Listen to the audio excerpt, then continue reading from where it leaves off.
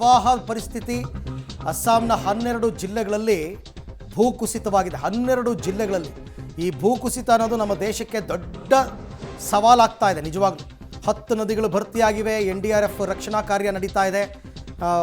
ಅಸ್ಸಾಂನಲ್ಲಂತೂ ಸುಮಾರು ಸಮಸ್ಯೆ ಆಗ್ತಾ ಇದೆ. ಹಾಗೆ ನೋಡೋಕ್ಕಾದ್ರೆ ಈಶಾನ್ಯ ರಾಜ್ಯಗಳಲ್ಲಿ ದೊಡ್ಡ ರಾಜ್ಯ ಅಸ್ಸಾಮೇ.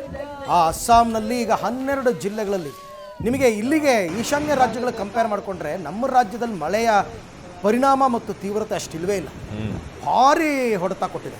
ಭಾರಿ ಹೊಡೆತ ಅಂತಂದರೆ ಗೊತ್ತಿಲ್ಲ ನನಗೆ, ಅದು ಮುಂದಕ್ಕೆ ಇದು ನಿಲ್ಲುತ್ತಾ ಹಿಂಗೆ ಮುಂದುವರೆದ್ಬಿಟ್ರೆ ಸಾವಿನ ಸಂಖ್ಯೆ ಕೂಡ ಜಾಸ್ತಿ ಆಗ್ತದೆ. ಅದರಲ್ಲಿ ಏನು ಅಂತಂದ್ರೆ ಅರವಿಂದ್, ನಮ್ಮಲ್ಲಿ ಫಾರ್ ಎಕ್ಸಾಂಪಲ್ 1000 ಲೀಟರ್ ಹಿಂಗ್ ಸುರಿದಿದ್ದಕ್ಕೂ ಅಲ್ಲಿ 1000 ಲೀಟರ್ ಸುರಿಯೋದಕ್ಕೂ ವ್ಯತ್ಯಾಸ ಇದೆ.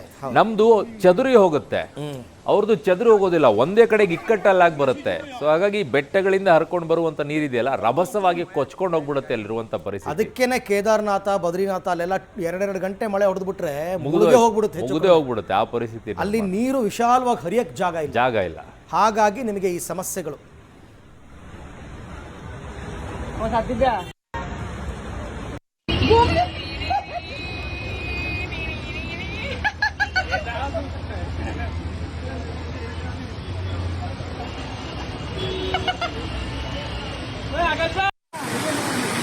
देखो ये सिगिन नदी बहुत बड़ा हो गया है। 100 का लाख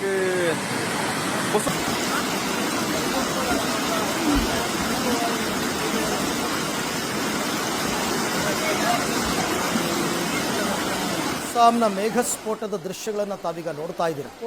ಕರ್ನಾಟಕ, ಕೇರಳ, ತಮಿಳುನಾಡಲ್ಲಿ ಮಳೆ ಆಗಿದೆ ಇಲ್ಲ ಅಂತಲ್ಲ, ಬಟ್ ಈಶಾನ್ಯ ರಾಜ್ಯಗಳಿಗೆ 7 ಸಿಸ್ಟರ್ ಸ್ಟೇಟ್ಸ್ ಅಂತ ಕರೀತಾರೆ.